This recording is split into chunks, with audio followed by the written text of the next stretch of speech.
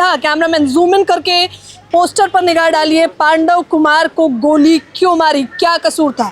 बिहारी होना या delivery boy होना? आप जानते होंगे कि 21 साल के पांडव कुमार को जिस प्रकार से दर्दनाक तरीके से मौत के घाट उतारा गया है, और वो भी उतारने वाले कोई और नहीं, हेड कांस्टेबल नीरज है। इसके बाद सियासी पारा हाई है, क्या कुछ कहना चाहेंगे? आपने कुछ दिन पहले देखो, पहले तो ये हिंदू मुस्लिम करके, जो मुस्लिम होना एक हमारे भारत के अंदर एक आतंकवादी का जरिया माना जाता था कि भाई मुस्लिम होने का उनके लिए ये था कि भाई मुस्लिम हो तो तुम आतंकवादी हो। अब तो बिहारी होने पे भी बीजेपी ने जो रवैया अपना रही है, जो उनकी सत्ता है और उनके जो पुलिस वाले हैं, गृह मंत्री जी के हाथ में जो पुलिस जो आती है, वो हेड कांस्टेबल उनको गोली मारने का काम कर देते हैं। बताओ, बिहारी उसने जो अपना नाम बताया, उसने अपना परिचय दिया, जो टाइटल बता दिया, टाइटल बताने के बाद कि मेरा नाम पांडव कुमार बिहारी, कुछ भी हो के हाँ बिहारी है। बिहारी होने के भाई, बिहारी होने का गुनाह थोड़ी है भाई। आप मुझे बताओ, बिहारी होना कोई गुनाह? कह रहे हैं ना कि वो बताया जा रहा है, परिवार वाले बयान दे रहे हैं कि कह रहे थे कि तुम, वो शब्द जो इस्तेमाल किया गया है वो गाली थी कि यहाँ के बिहारी बसे हुए हैं, कब्जा जमा लिया है दिल्ली पे। तो आप मुझे कहो, तो बिहारी बसे हो तो बिहारी तो मनोज तिवारी भी है।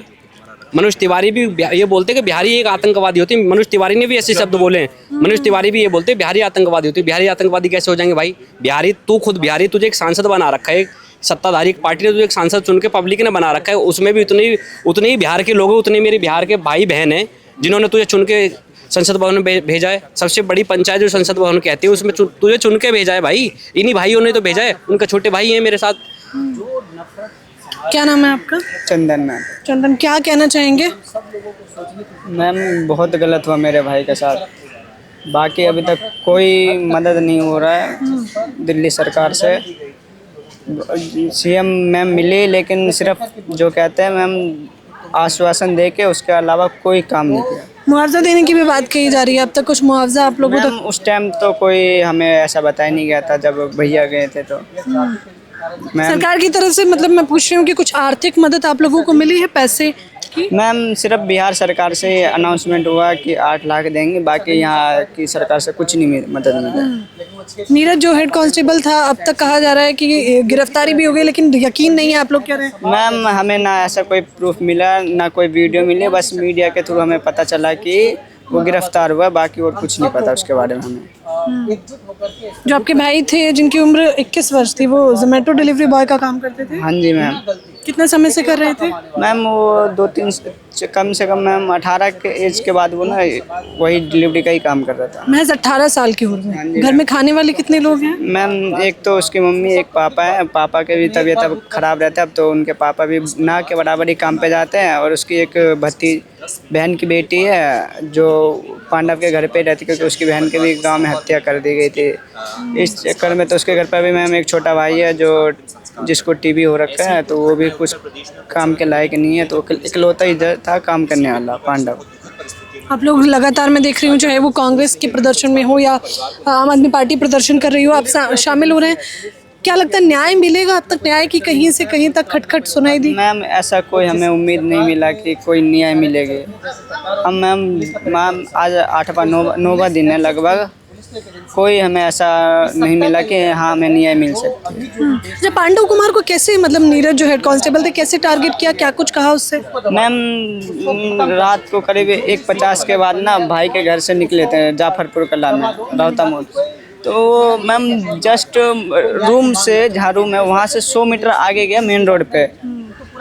बाकी लेडीज़ को सबको भेज दिया। बाकी जो लड़के रह गए थे, एक बाइक एक स्कूटी पे, तो 3 बैठ के जा रहे थे। तो वो आपस में वो मैम थे तो बात कर रहे थे अपनी भाषा में। तो इस चक्कर में उसने सुन के फर्स्ट फ्लोर से गाली देते हुए नीरज कांस्टेबल जो था वो नीचे आया, गाली देने लगा, तुम बिहारी ये कर रहे हो वो कर रहे हो। 1500 किलोमीटर से माँ बहन के, मतलब जो मैम जितनी गंदी गाली उसकी उतनी गंदी गाली दी उसने।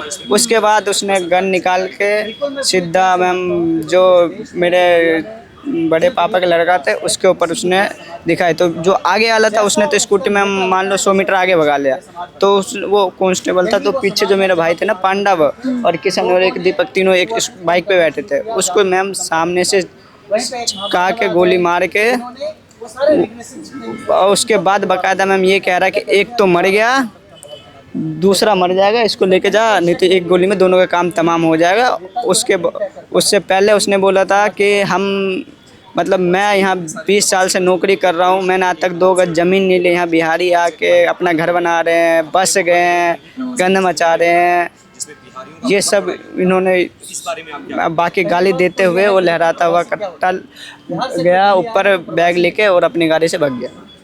बताइए, बिहारियों से इतनी नफरत, कहा गया कि मैं इतने साल से नौकरी करता हूँ, मैं तो जमीन नहीं ले पाया। अब मुझे बताओ, बिहारियों से इसलिए नफरत करते हैं कि देखा नहीं अभी बिहार में इन्होंने जो भी जितने भी हमारे भाई बहन आते हैं इधर दिल्ली में, जो कभी भी आते तो बिहारी शब्द बोल के अपमानित तो करते हैं। ये पुलिस हो या बीजेपी वाले हों, कोई इनके एमएलए हो, विधायक हो, मंत्री हो, संतरी हो, बिहारी बोल के अपमानित तो करते हैं ये। अरे भाई, ये भी भाई हैं हमारे, ये भी माताएं, ये भी बहनें, सब हमारे भाई बहन तो यही है भाई। सबको एक समान रहने का अधिकार है, सबको एक समान बोलो ना। ये तो जब से बीजेपी सरकार सबसे सत्ता में आई है तब से तो इन्होंने आतंकी मचा रखा है। आज देख लो, पश्चिम बंगाल में खुद देख लो ना, आतंक मचा रखा है। ये तो कब्जा करना चाहते हैं पूरे लोकतंत्र को। आपको क्या लगता है, आपने कहा बिहारी होना या डिलीवरी बॉय होना, क्या गलती थी पांडव कुमार की? गलती कोई नहीं थी उनकी, कोई गलती नहीं थी भाई।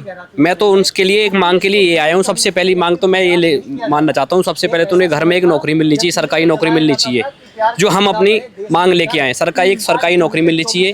1 करोड़ का कम से भी कम, ये तो बहुत, 1 करोड़ तो ये समझो आदमी से जान से बढ़ के थोड़ी पैसे होते हैं भाई। 1 करोड़ का मुआवजा दो इनके लिए। जो हेड कांस्टेबल इनके गोली मारी इस लड़के पांडव भाई के लिए, इसकी कड़ी से कड़ी कार्रवाई हो, कड़ी से कड़ी कार्रवाई और मुआवजे की मांग की जा रही है। क्या नाम है आपका? मेरा नाम विपुल रंजन राय है। और पहले जब आपने सबसे पहले ये घटना सुनी, क्या प्रतिक्रिया रही? मैम देखिए, हम दिल्ली में रहते हैं और दिल्ली में मनोज तिवारी जी को भाजपा का जिला वो क्या सांसद हैं, हाँ सांसद हैं। जब दिल्ली का वो अध्यक्ष बनाया था, दिल्ली प्रदेश अध्यक्ष भाजपा का बनाया था कि पूर्वांचल का जो भी वोट बैंक है वो बीजेपी की तरफ जाए।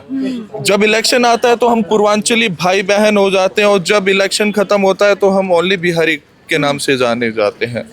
बिहार के 40 सांसद हैं, 40 में से 4 भी नहीं आए। 8 केंद्रीय मंत्री हैं, 8 में से 1 भी नहीं आए। और मैं गया था खुद पांडव के घर पे, ये उनके चाचा जी हैं, इनसे मिल के आया, पूरी स्थिति जान के आया।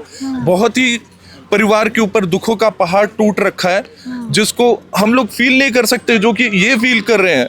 जो उनके लिए एक ही लड़का था। हमारी मांग ये है कि 1 करोड़ रुपए दिया जाए, सरकारी नौकरी दी जाए।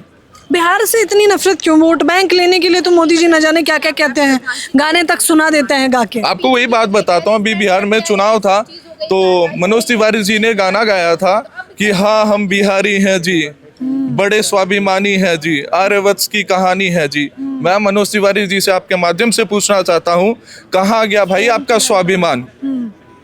कहाँ गया आर्यवत्स का इतिहास?